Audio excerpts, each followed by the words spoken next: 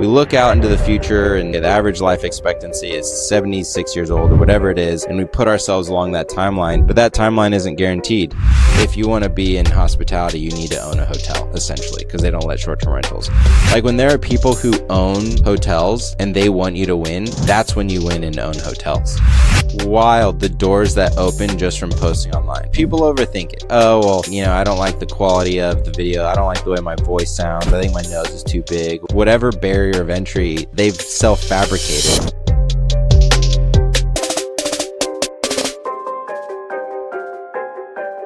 Hey, what's going on, guys? We got a new podcast here for you. We got Gideon Spencer. He's a boutique hotel investor. He went from being a tech owner to a hotel owner in just 9 months. We're super excited to talk about how he went from that and got started in commercial real estate. So, Gideon, we appreciate you taking the time to come on a podcast with us and talk all about it. So if you want to, just for those who don't know much about you, jump right in and tell us who you are and just the backstory. Cool. Yeah, absolutely. I'll give the 45-second overview. So my background, like you mentioned, is in tech. So I built probably about 30 tech products for everyone from startups to enterprises, and actually dove into the space from doing a three-part method that I advise everybody does when they're getting into anything, which is getting in touch with an expert, aligning incentives, and bringing them on your team. So got into tech by building a tech product that returned $250,000 within the first year, got fully saturated in that space, had a lot of fun with it. And then my wife and I were both from San Antonio, Texas, but we don't live there anymore. And so we wanted a place that we could stay when we were in town for the holidays. So we wanted to buy a short-term rental. And with my tech background, I'm constantly thinking about economies of scale. So I figured if we're going to buy a property, might as well fit as many doors as possible into it. So we bought a fourplex. We converted all of the units into short-term rentals, and we're basically running it like a small boutique hotel, automating about 95% of it as much as we could. So that thing was just humming, and it was cash flowing incredibly well. And during that period, my wife got really, really sick. So we didn't know what was going on. She got brain fog and started having a hard time stringing sentences together. So we took her to a bunch of different doctors. They ran tests, and all the tests came back negative. So none of the doctors knew what was going on, and her condition continued to decline. So it got to the point where she was completely bedridden, had a hard time thinking, talking, and it was really challenging seeing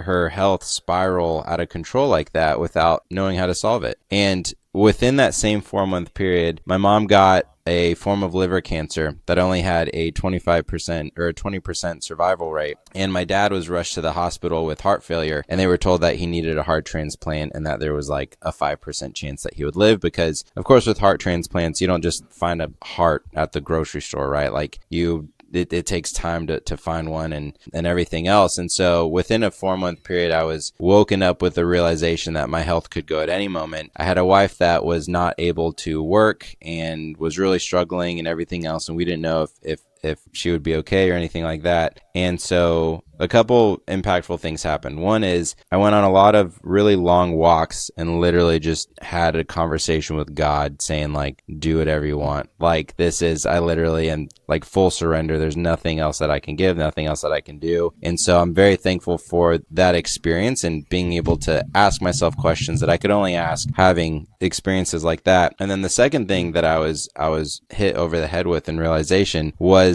how finite life is. And how we look out into the future and we all say, okay, the average life expectancy is 76 years old or whatever it is. And we put ourselves along that timeline, but that timeline isn't guaranteed. And so I was hit with that realization and knew that I needed to take care of my wife and family. If anything happened to me, if I got hit by a bus, I knew that their quality of life would plummet. And so I became obsessive about investing in assets that I knew would cash flow and appreciate without me being involved at all. And so then with that and the understanding of how our fourplex was just ripping as a short-term rental, decided to scale up into boutique hotels, became wildly obsessive about that, and within 9 months, closed on a property. And so that's a property that we're going to wrap up renovations on by the end of next month, ideally, is our target. And just dove headfirst into the game obsessively. and bought $6.5 million worth of real estate within a couple of years. Wow, that's an incredibly powerful story and why in your life and starting that way. I really like the perspective that you have of like, we're only in so much control and God's really has the control of like, I want to buy 3 deals this year. Well,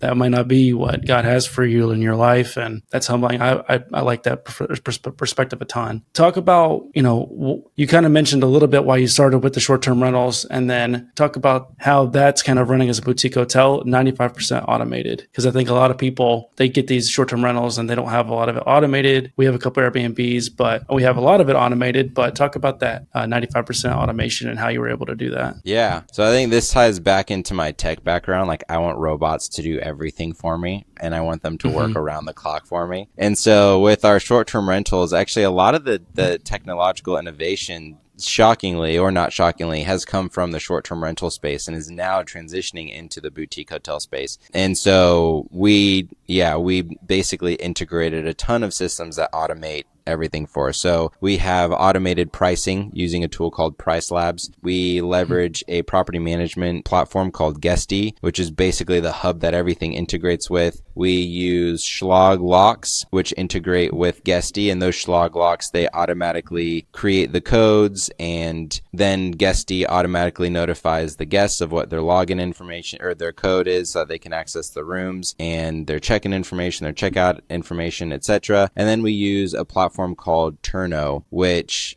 automatically schedules our cleaners. So basically, when a guest books on Airbnb, they are automatically scheduled with the locking system. They're sent login information or access to their rooms. They show up, they access the rooms, and then when they leave, the cleaners are automatically scheduled. The cleaners go in there and clean everything up. So effectively, the only thing that we do is if a guest has a one-off question, then we'll reply, of course. So like customer engagement, guest engagement is still a manual process, and then scheduling handymen and people like that when something goes wrong with the property. And virtually everything else is automated. And even those two things are getting pretty close to being automated. We're pretty close to having like enough information with our guest interaction to be able to train AI models that can interact with the guests and communicate with them, and then also interact and communicate with our handy people depending on what the challenge is, whether those requests are routed to generalists or specialists. So we're pretty damn close to 100% automated. I'd say by the end of this year, we're aiming for closer to 99%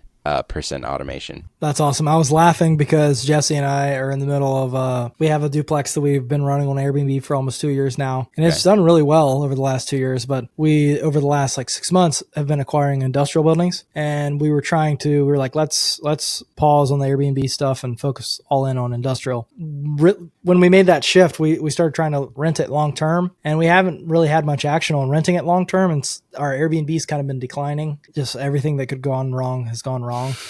So that's kind of why I was laughing. But we used a lot of the same stuff. We used Price Labs, we have Turno. We didn't ever go to Guesty yet because we only had those 2 units. But yeah, that's really cool. I think, if you look into real estate now, commercial real estate now, most people, boutique hotels seems to be a hot topic. I don't know if that's just because, a lot of people listen to like Rich Summers' podcast, and he's got a really big real estate podcast, and people get hyped up on boutique hotels. But have you kind of seen that be the case, that everybody's talking about that right now? I know like in your circle, that's probably what people are talking about, but just as a whole in the real estate market, I guess what I'm getting at is, do you think boutique hotels are like still in the infancy of the popularity, or do you think they're kind of like right in the spotlight right now, or what do you think? I think they're still in their infancy. I would speculate that over the next 3 to 6 years is when they're really going to catch on fire. And the reason is because we have a handful of force multipliers that are applying pressure on the space. So we have, 40 million baby boomers that are retiring over the next 7 years, and they own 25% of small businesses, boutique hotels included. Second, we have a lot of people with pretty sizable Airbnb and short-term rental portfolios that are in markets that regulations are coming down, even in states that people weren't expecting it, like Texas, or Dallas recently outlawed it. So now you have all these people that overpaid for their short-term rentals, and they need to figure out what to do with that portfolio. And so we're seeing a lot of people with short-term rentals who are looking to pivot over to boutique hotels. And then third, we have, it's for people who are not worried about regulation. Boutique hotels are the natural progression.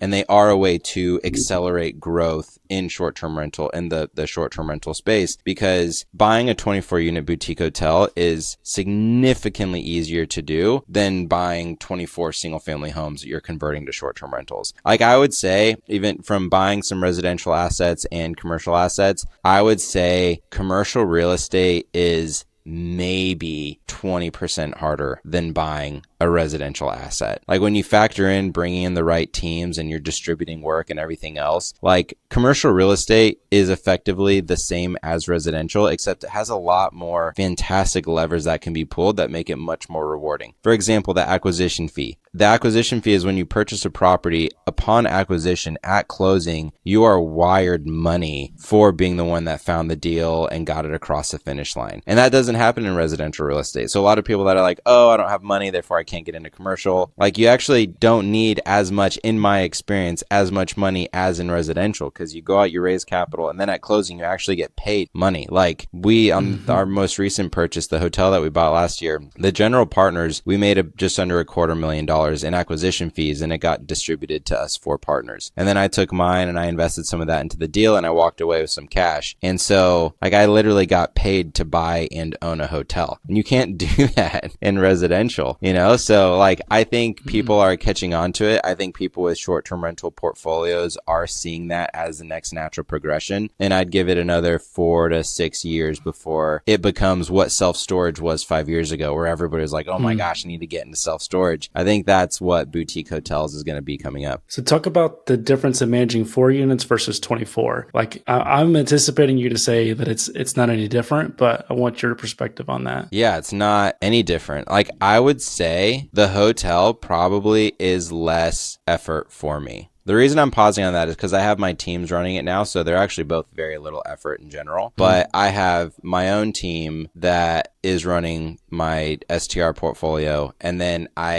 we have property managers in place for the hotel. And so what's really important for anybody listening who's interested in getting into this space is you want to make sure that the property cash flows well enough that you can afford a property manager, so that you can spend your time working on your business instead of in your business, and invest that time looking for more deals and scaling. Because if you're just buying yourself a job, then you're going to end up being stuck and you're going to have a harder time growing and everything else. So with our short-term rental portfolio and our hotel, we are, I'm spending just as much time on both of them, because you have to follow the law of big pies, right? Where you say, if the pie is bigger, then there's enough pie where you can cut it up, bring rock stars on, and still get a slice yourself. If you're working on a little pie or a little deal, then now you're doing 100% of it, and you're wearing all the hats, and you're figuring everything out on your own. You're juggling a million different things, and you're still getting the same amount of pie. So I would rather specialize in something, specialize in finding a deal, structuring the deal, and getting it across the finish line, and then just bringing incredible people with a lot of experience onto the deal, so that we de-risk the downside and then we increase that upside and own an asset that we're not needing to be very hands-on with. Yeah. Well, everything you're talking about is such a,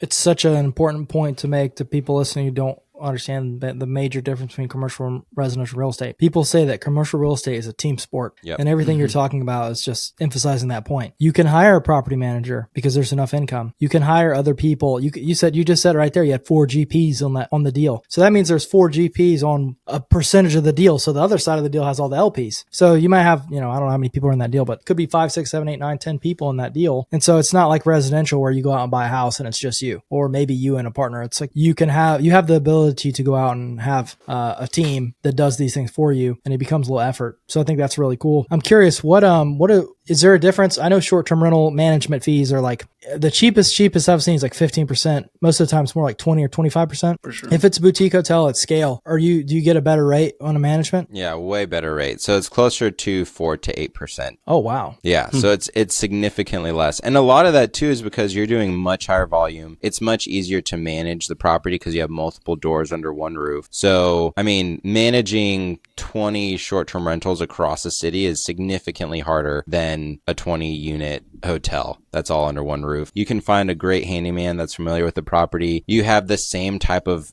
nearly every appliance, right? So like all the faucets are the same, all the showers are the same. You have shared common areas. So if you have an outdoor area or if you have a sauna for wellness or whatever it is, that single amenity is servicing multiple properties. So when that amenity goes out, you're only fixing it once instead of 20 times across a property. So you're able to put systems in place that make it much more efficient to operate, but you're still getting similar cash flows. So that's why there's so much more upside with boutique hotels, is because the value of the property is based on the net operating income. It's also based on the cap rate, but the cap rate typically roughly stays the same. So if you can impact the net operating income, then you can dramatically impact the value of the hotel. And I'll give you a quick example. So for our fourplex, we bought the property and we tripled the revenue that it created, but we did not triple the value of the property, which I thought was BS, which is a big reason why I was like, dude, screw this. I'm going into commercial, man. And we tripled the value of that property. We probably added about 20 to 30% in terms of the value with the improvements that we added. But with the hotel, half the units did not have hot water. We purchased it from someone who's turning 90 years old and ready to retire. So back to the point of, there are baby boomers who are 90 years old and they are running the properties the way you would imagine a 90-year-old is running it. And so the opportunities are, you don't even have to get crazy and creative with it. You can literally just bring the hotel to the 21st century and add insane value. But back to the example. So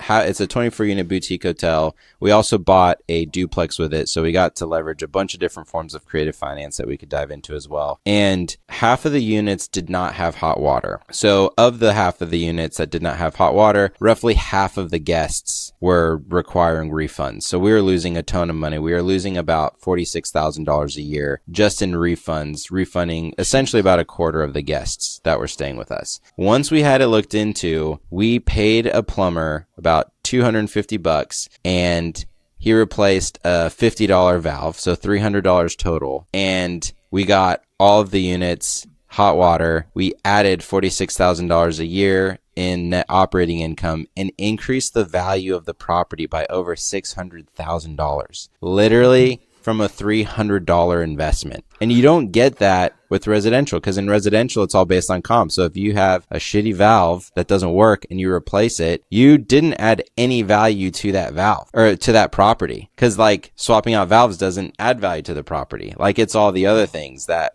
people are compelled to pay for. So, I mean, commercial real estate is beautiful in that way. And I think a lot of people are realizing how the barrier of entry is not as high as they thought it was. And they have all these short-term rentals and they're like, all right, I'm ready to move into boutique hotels because I can get way more for my effort. And so, yeah. Yeah. No, we harp on that point on pretty much every podcast, that in residential, it's based on comps, and commercial is based on income. So anything you do to basically increase the income can substantially add value. We did very much smaller scale example, but we bought a duplex for $280. You know, it's bringing in $60,000 a year gross, but it doesn't matter what it's bringing in, because like you said, it's based on what other duplexes have sold in that neighborhood. We bought it. It was probably worth $325 when we bought it, but we bought it for a good price, $285. So I think now it's probably worth like $350. So let's just say we took the market price. It went up by $25,000. Okay, that's awesome. We bought it 2 years ago. But our warehouse that we bought for $250,000. We rented it for $3,000 a month, triple net. And just signing a lease, just signing a piece of paper took the value to $425, which is like, close to $200,000 in equity. So, and that's on a very small deal. Right. So, you're doing much bigger deals. So imagine the zeros, if you're listening, like if you do a $3 million deal and you add $200,000 of NOI, that's going to be over $1 million that you made right there in value, which is wild. But going back to everything you were talking about, I have a question for you. So pretend like me and Jesse are going to go out and buy a boutique hotel, because we actually contemplated it a couple times. It's very interesting to me. I love traveling, and I also love when we go into Airbnbs and they're unique. And we also, we were in the short-term rental space, but it's hard to focus on industrial and boutique hotels. But let's pretend we're going to go out and buy one. Walk us through exactly the team we need You mentioned a handyman. I assume you have a full-time cleaner, you have a property manager, but walk us through the complete package of a team that somebody would need to go out and buy their first boutique hotel. Yeah, so to buy your first boutique hotel, I would break it up into, well, I'll start with like the market, because that really is the most critical piece. So for the market, I look for markets that have strong foot traffic. They have low levels of seasonality, because you don't want a property that, it's popping in the winter because it's near a ski town, but then a quarter of the year it snows people out, so they can't go visit it, right? Because that adds a tremendous amount of risk. And then I also look for regional travel markets, which are effectively markets that are 45 minutes to an hour and a half away from a major metro.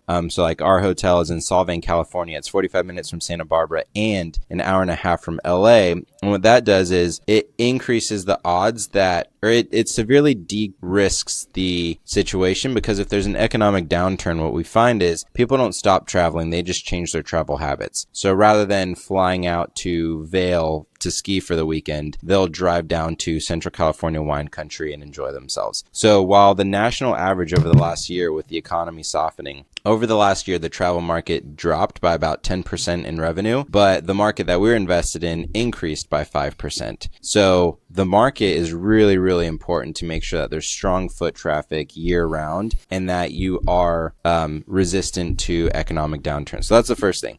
The second thing, in terms of answering your question around the team, is you really want to make sure that you nail two major things. So one is making sure that you have a good product, and number two is making sure that product is marketed really well. So just to simplify it, those are the two categories I'd put it in. So in terms of the good product, you want to make sure that you have a strong differentiator. So you want to make sure that whoever's doing your branding and design is really on point. With the modern traveler, what we're finding is that they care more about unique experiences. So it used to be that, the Hiltons and the Marriotts did really well because people were looking for consistency. But now that we have things like reviews, people are veering away from that and they just want unique experiences. So you have to be able to design that for them. Secondly, you need to make sure that you have a great property management team in place. So as people have probably guessed, boutique hotels are much more hands-on than things like industrial, right? Like you are dealing with a lot more people, much higher volume. You're turning over rooms, making sure they're ready and everything. So you need a property management team in place that really knows their stuff, that really has their systems dialed. You need a good cleaning crew, but even the cleaning crew is going to be managed by your property management team. So I would say, in terms of the team itself, when it comes to running the hotel, you want to make sure you nail the property management team. And then now over to the marketing piece, you want to make sure that your marketing is dialed and that you have a great social media presence and everything else. If you're in a strong enough market, that component is less important, because if you have a market that's just feeding you really well and you have a location that's really good, then Google Maps will get you there.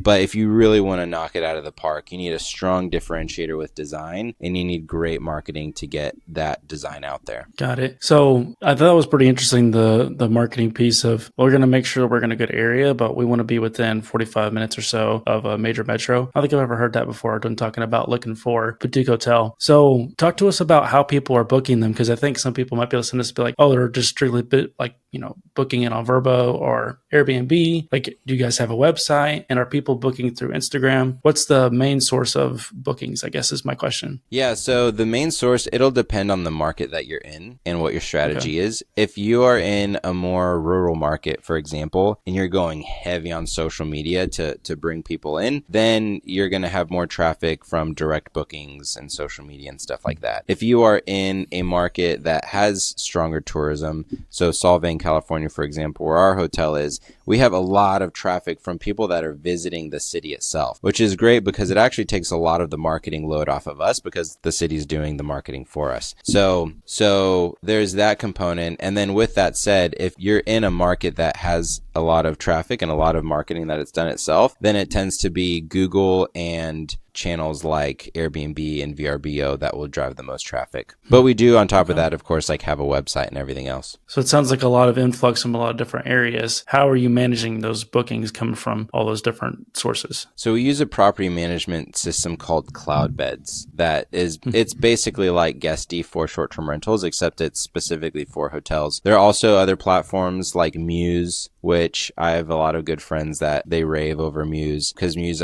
has options for a lot of different different integrations, so you can customize and use a bunch of different tools and things like that. But that is the property management platform that we use, is Cloudbeds. Nice. Gotcha. So basically you need a really good product, really good property management team who's going to manage the cleaners and the turnovers and stuff like that. And then you need really good marketing, whether it be social media or just somebody working on the branding and the website and all that stuff. That's kind of like a good all-encompassing. I assume you need a really good handyman too, right? Yeah, you do need a good handyman, but even then it depends on the age of your property. Like obviously the older the property, the better the handyman you need, right? Like if your property is only 5 years old, then that's not as much of an issue. And then even on the marketing piece, just to circle back around to that a little bit, if you find a strong enough market, then your marketing piece, it's not as critical. Yeah, like I would say the amount of high quality marketing that you need to do decently well depends on like how much traffic your area actually gets. But then on top of that, marketing is just a great force multiplier, because if you're in a great market and you have great marketing, then you're going to crush everybody there. Yeah, that's such a good point. So talking about markets, what are some markets you like and maybe some that might be a little bit easier to get into for people listening? Yeah, so I think it like I said, the regional travel market. So I'll talk about it on a fundamental level, and then I'll call out some markets that I like. So on a fundamental level,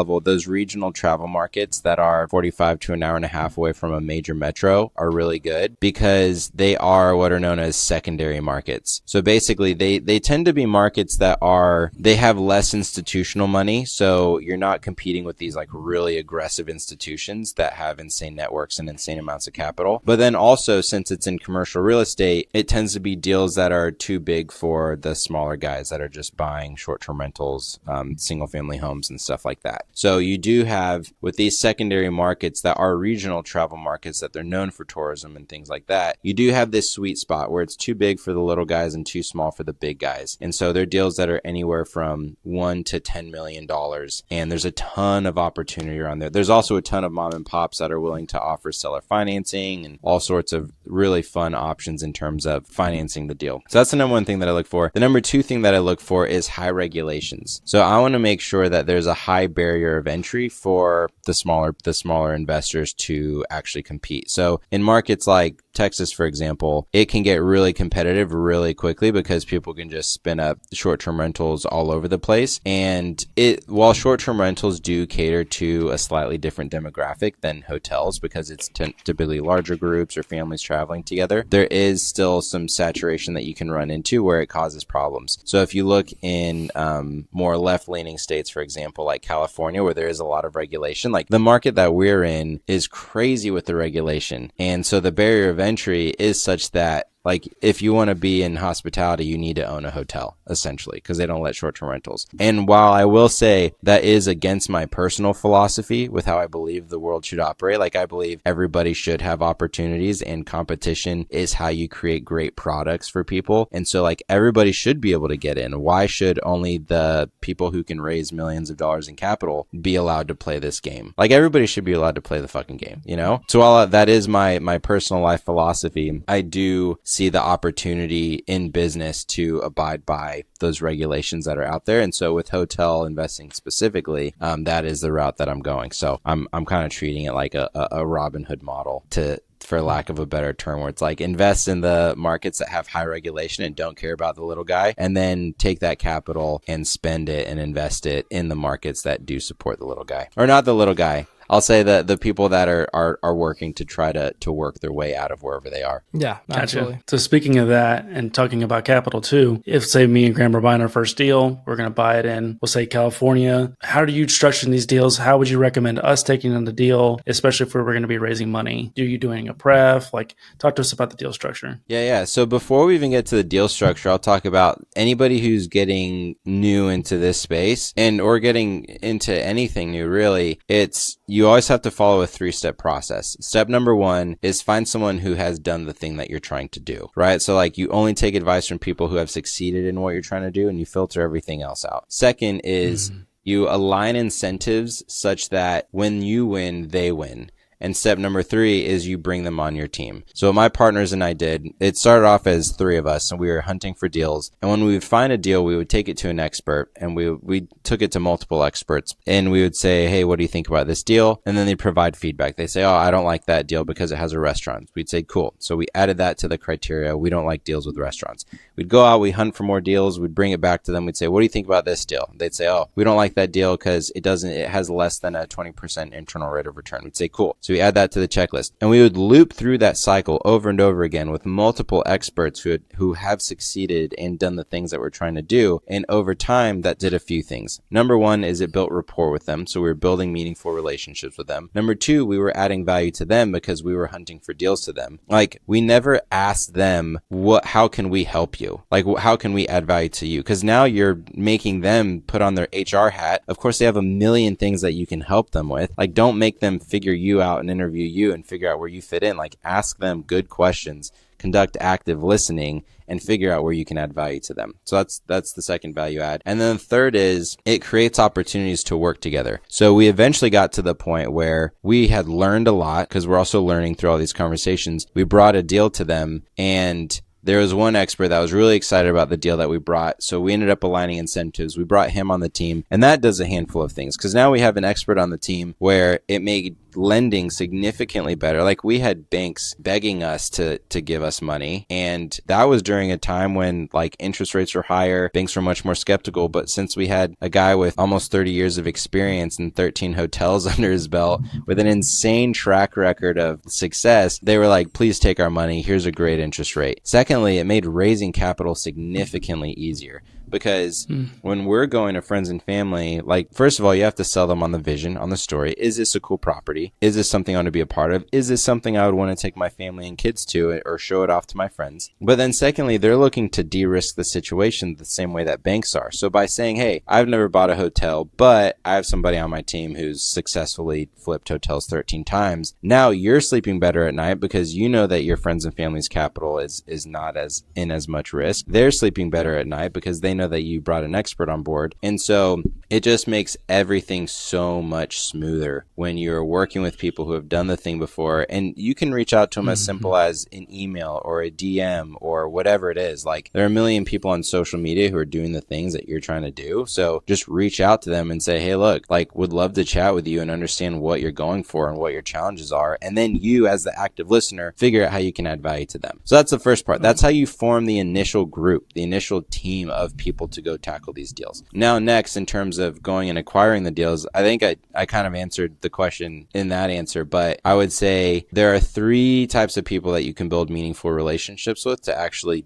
acquire one of these. Number one are brokers that are selling these deals. And so not just talking to as many brokers as possible, but making sure that you're building meaningful relationships with them. The other thing about brokers is you want to make sure that you are not asking them questions that you should already know, because then you're signaling to them that you don't know your stuff, and they're not going to send you deals if you don't know your stuff, because they don't want to give deals to people who can't take them across the finish line. So by signaling you're not experienced, you are basically raising red flags, and they're not going to want to give you deals. The second type of person is owners. I have a buddy who acquired over 200 doors in multifamily, with his primary strategy being he would call up multifamily owners who had deals that he liked and would like to own one day. And he said, hey, I'm newer in the space. I love what you've built, and I'd like to do something similar. Do you have time to grab coffee? I'd love to hear your story. And then he'd sit down, get coffee with them. He set the goal of talking to one person each week. So by the end of the year, he had about 52 investors that he had built relationships with. Those investors wanted him to win, and those investors were in the know of what properties were coming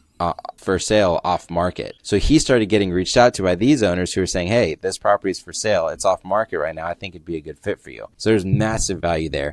And the third place is bird dogs. So there are people who will actually go out and hunt deals for you. They'll send out flyers. They'll build relationships with brokers and property owners and everybody else. And then they'll bring you deals that make sense. And so I would recommend everybody just hits the pavement and tackles all 3 of those categories and really focuses on maintaining and building long-term relationships. 100%. Yep. 100%. We're in the deal we're under contract on now. When Jesse first started, he was like cold calling in the triad for us. And I was like, man, you just like these older guys, just like go ask him to lunch and stuff. And he did that. And the guy we're under contract with was an older gentleman who initially said he didn't have anything to sell, and said he didn't want to do seller financing. Yep. Here we are under contract on one of his buildings, and he's doing seller financing. And it's because we met with him, 2 or 3 times, talked to him about his story, exactly what you said. We love what you're Yep. doing. 100%. He showed us about around one of his development projects that was so cool. And like, that is such a, what's the word? Just unknown strategy.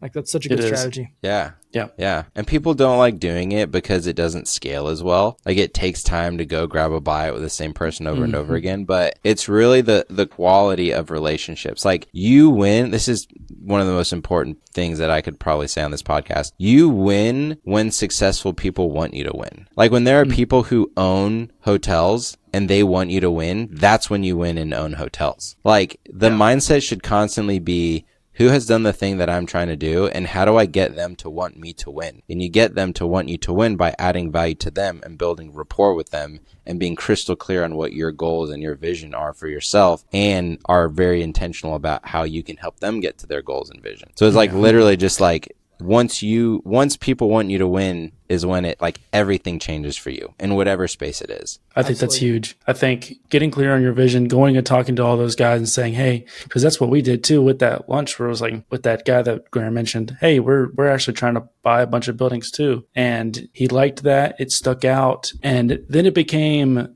not necessarily who you knew, but who knew you and what you were trying to do. So what that guy did when he was meeting weekly with all these investors, he was saying, hey, I'm trying to learn from you, but this is also what I'm trying to do in my goals. And then all those people remembered him, and then they started sending him deals like you mentioned. And it's the same thing as what the guy who done 13 flips that you're working with. Banks knew him too. So it's people who know what you're doing too. It's the same thing with social media. Me and Graham would talk about this all the time, where we're trying to put out there in the world, and we will run Instagram ads. Hey, we want to buy buildings, and we're building all these relationships with wholesalers, with the people who are also doing what we're doing. There's just a lot of synergies there, and it's that who, not how piece that I think is really important. Yeah, that's awesome. How are you guys running ads? Do you have a Facebook ads manager, or do you just like you boost them? No, I have a glove company. I've run a lot of ads in my time, and I realize that I'm not the best. So I have somebody run Google ads for me for my glove company.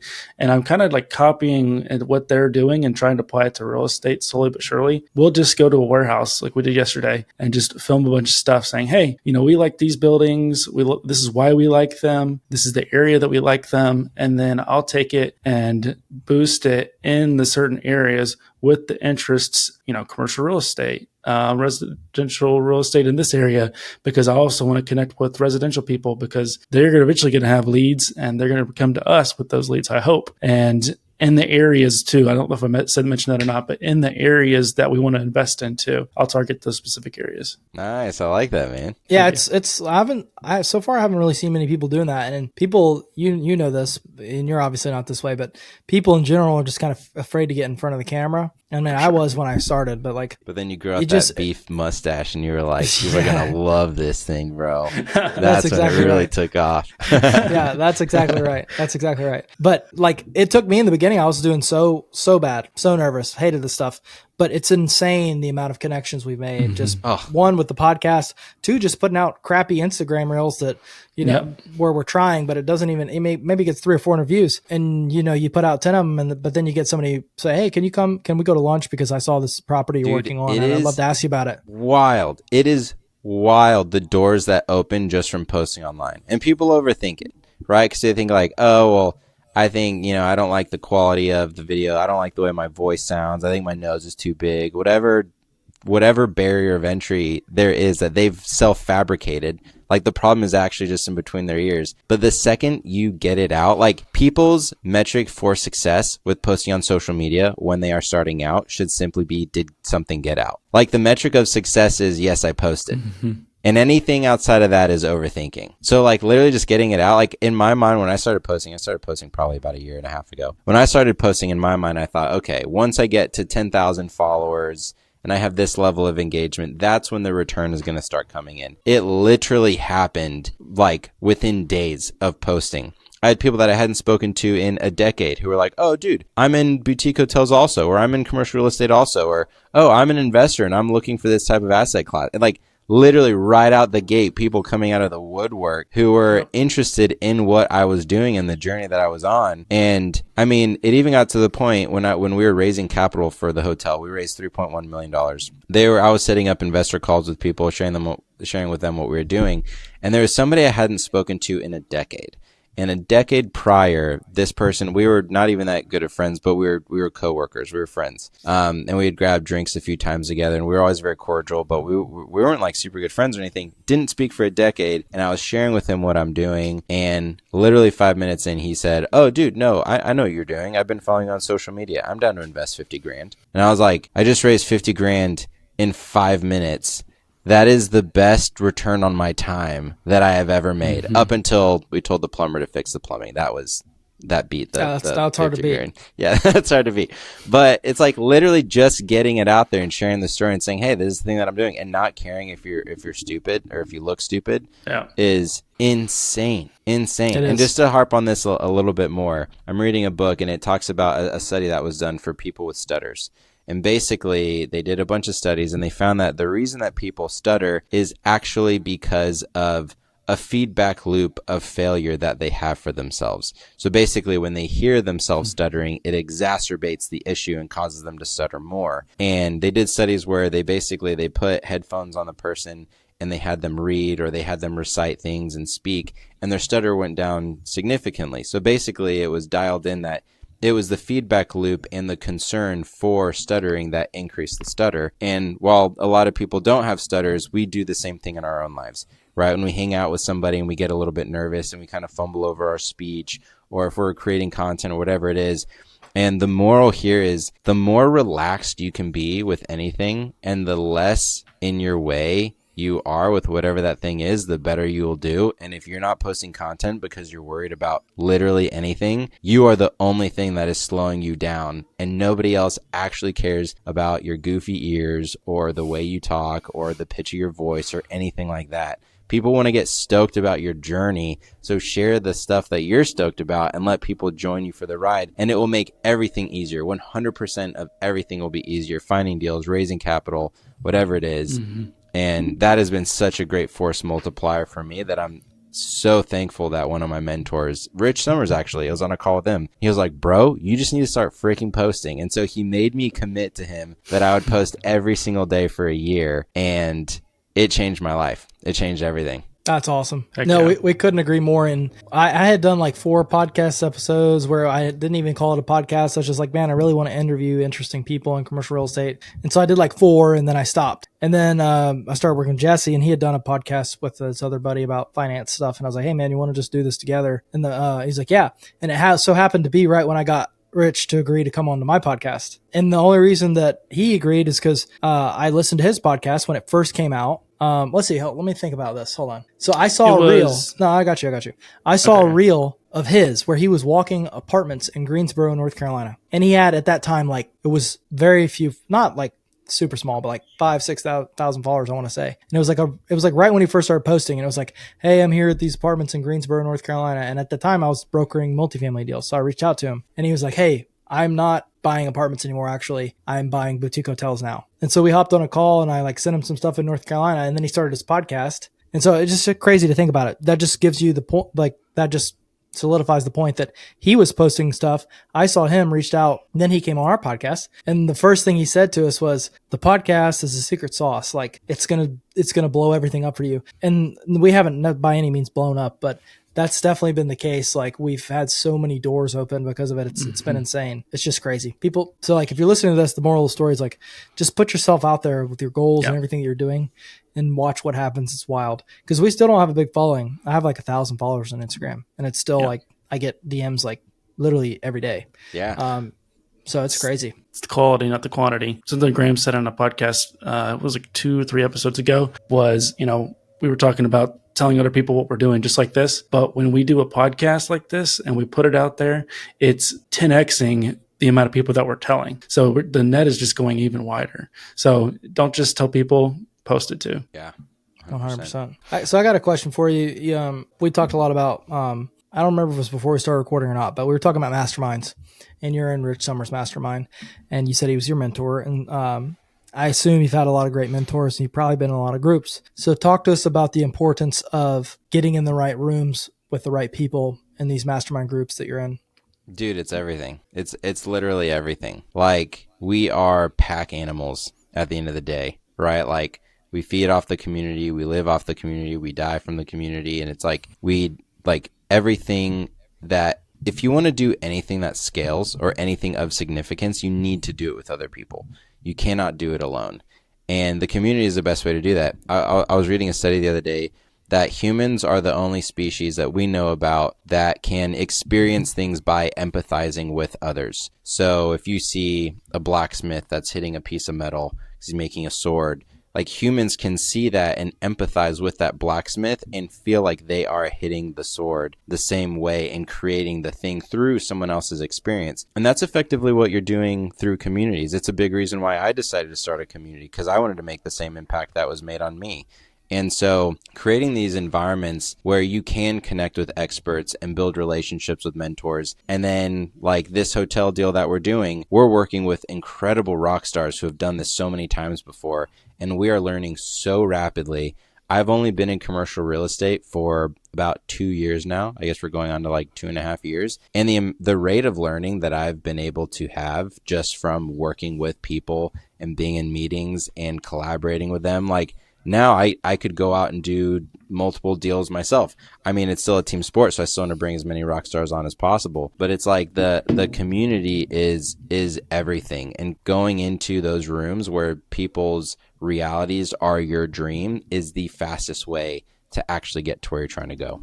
100%. I couldn't agree more. I was with a different brokerage firm for a couple of years when I started, and it was an amazing firm, and I got good at brokerage, but all they did was brokerage, and I wanted to learn how to buy stuff. So I joined another firm, and all they were doing was buying commercial buildings. And, that allowed me within like 2 years to buy several buildings. Yeah. And it's, nothing on my own. It was all because I learned from those guys. So it's massively important.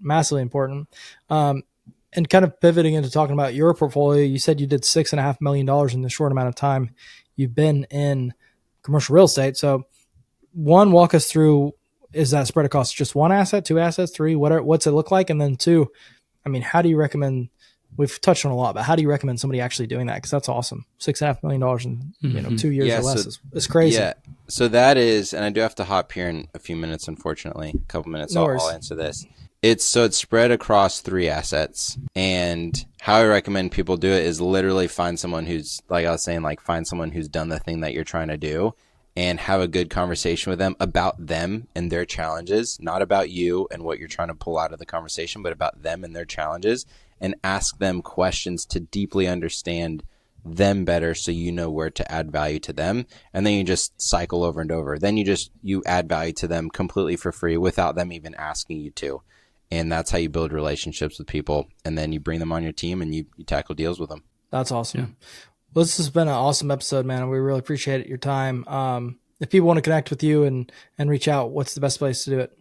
Yeah, so the best place is Instagram. So my first and last name _ So Gideon Spencer _ That's GIDEON SPENCER _ And yeah, I would love to hear from everyone. Awesome. Well, you guys heard that. Reach out to him, talk to him about boutique hotels. We appreciate it, man. And we'll see you guys on the next one. Peace.